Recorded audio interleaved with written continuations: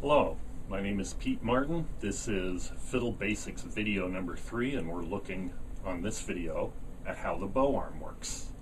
I would definitely suggest going through the first two videos on how to hold the instrument and how the bow grip works, because you need to have that fairly comfortable before the stuff in this video applies. One of the first things about the bow in getting a full smooth sound is most good fiddlers that you see that get a full good sound followed this. The two parts of the arm, the part of the arm from the hand to the elbow, and then from the elbow to the shoulder, are in the same plane as the stick.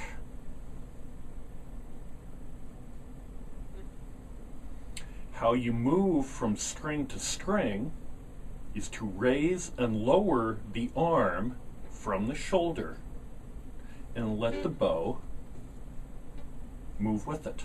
So right now I'm on the D string. I'll name the strings for people who are just in the very beginning stage. G, like good, is the lowest pitched or thickest string. D, like dog, is the second thickest or second lowest pitch string. A is the second thinnest string and is the second highest pitched. E, like the word eat, is the highest pitched string. So G, D, A, E. I like to teach little kids good dogs always eat. G, D, A, E. So I'm going to take my bow and put it on the D string, and notice I'm right in the middle of my bow here. If I want, that's to prove I'm on the D string so you can hear the D note. If I want to go to the A string now, what I do is I drop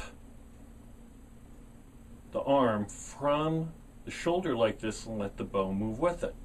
So now it has changed planes and I'm on the A string.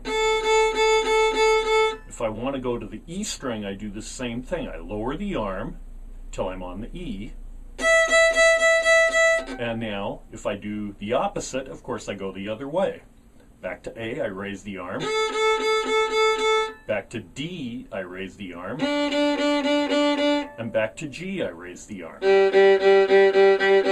Notice how I'm keeping pretty much the two parts of the arm and the bow in the same plane as I do this. Okay, I'll explain why we want to do this in a little bit, but this is one thing that I see almost every really good sounding fiddler does. So it's something really to strive for. Okay, here's an exercise that I teach people to accomplish that, and to also give your right arm, the bow arm, if you're right-handed, the muscle memory to be able to execute this all the time. Okay, I'm on the D string. I'm going to do a down bow and an up bow a few times. I'm going to start in the middle and then I'm going to stop in the middle. By the way, if you don't know what a down bow and up bow are, the down bow is moving your bow to the right as you're looking at your own bow, and the up bow is moving it to your left as you're looking at your own bow. Now I know the video is going to reverse that, but this, as I see it, my bow is moving to my right. That's a down bow. And that way, the bow is moving to my left. That's an up bow. Okay, so I start in the middle. I go down and up a few times. I freeze right in the middle of the bow. I drop the arm till I'm on the A string, let the bow come with it, and I freeze again for a couple seconds. Now I go back and forth. I stop.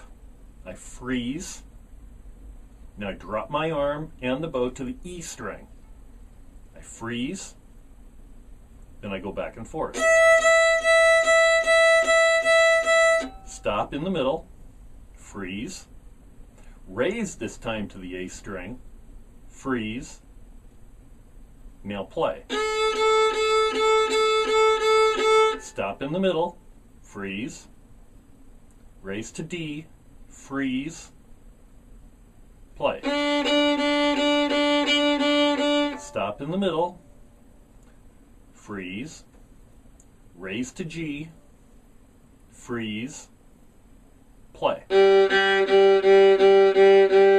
Stop in the middle, freeze, lower to D, freeze, play. And I would do that, I will have people do that a number of times.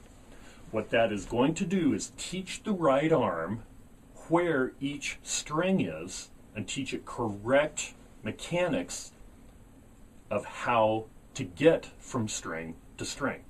So remember, to go from string to string, you raise and lower your arm and let the bow move with it. Really, there are 7 planes the bow works in. Right there, we just had 4 planes: the G string plane, the D string plane, the A string plane, and the E string plane. Well, there's 3 more, and that's for the pair of strings. So I don't recommend that beginners try to find these double string planes, but people who are more experienced, you can do this. The G and D, the D and A, and the A and E. So a second exercise is doing the string crossing exercise from pair to pair, like I just did.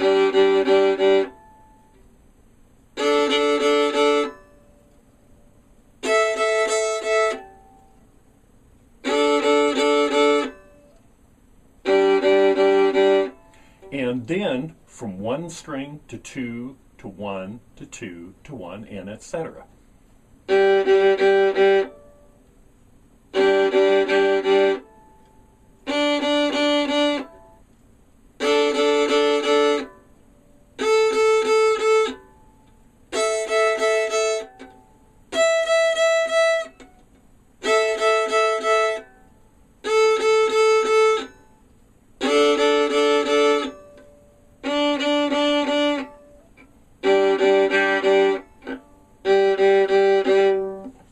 So those are extremely good things to do to train your bow arm where it needs to be to stay on the same strings. And remember, your bow and the 2 parts of the arm, the part of the arm of the right arm from the hand to the elbow and from the elbow to the shoulder, work in the same plane.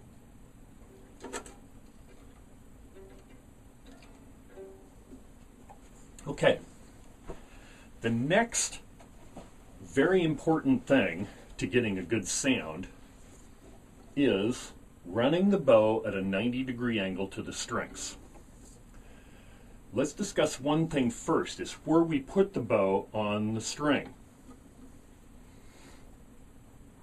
I think you should put the bow where it sounds best to you on the string. Some people will run it fairly close to the bridge like this. Some people will run it much more out toward the fingerboard. This fiddle I play, it's a very, very nice old fiddle. I can play it any place from the middle, right between the bridge and the fingerboard, toward the fingerboard. Most fiddles, when you get them back toward the bridge, are going to start to sound a bit squeaky and a bit thin sounding. So you need to determine where your instrument sounds best and then put your bow there all the time. You could also record yourself and listen, either video or audio recording, and listen and describe where the bow is if it's an audio recording, and just listen to the quality of it, and that will tell you where to put the bow. Okay, so we want to run the bow 90 degrees to the string as close as possible. Now, nobody ever has the physical ability to run exactly 90 all the time. It doesn't happen, but really what we're striving for is to get as close to that as possible. So, if I'm running 90 degrees,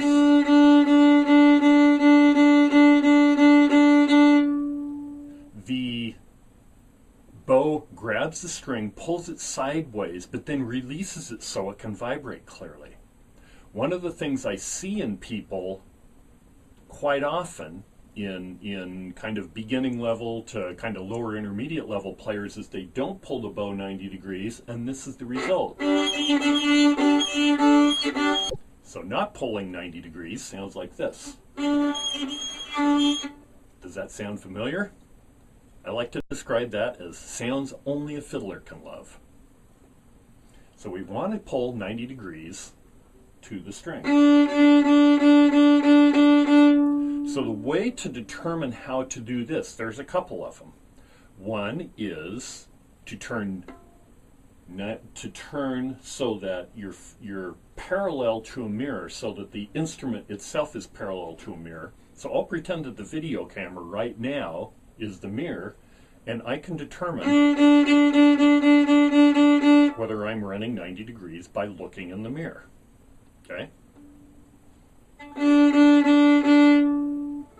Notice that when a lot of fiddling is, a lot of especially higher tempo fiddling, you're really only using probably about a third to the half of the bow in the middle of the bow. And if that's the case, our movement is totally from the elbow on the right side here. I'll play a little bit of like Ragtime Annie so you can hear that.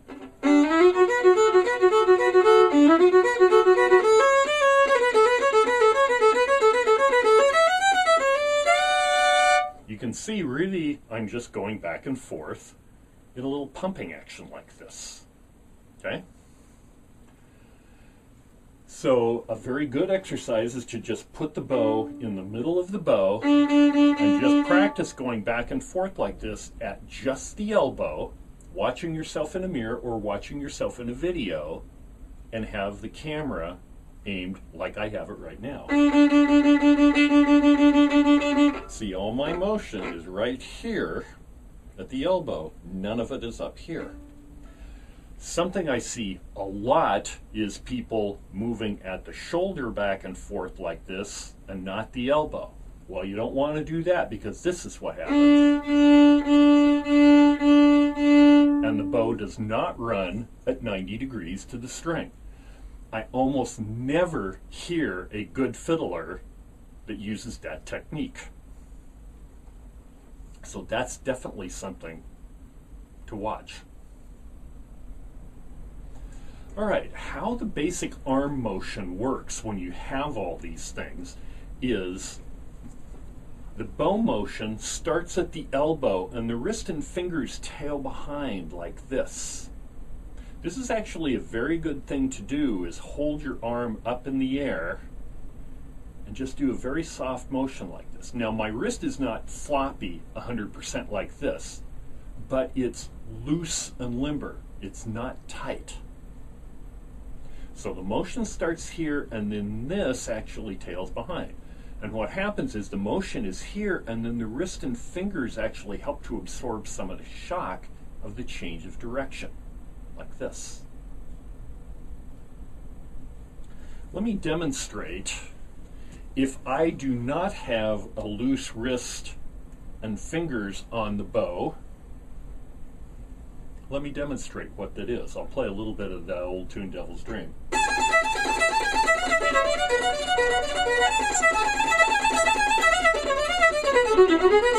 Okay, doesn't sound real great, does it? It's real.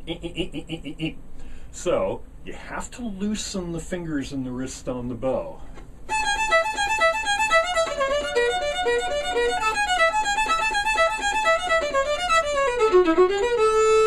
And it absorbs the shock of the change of direction.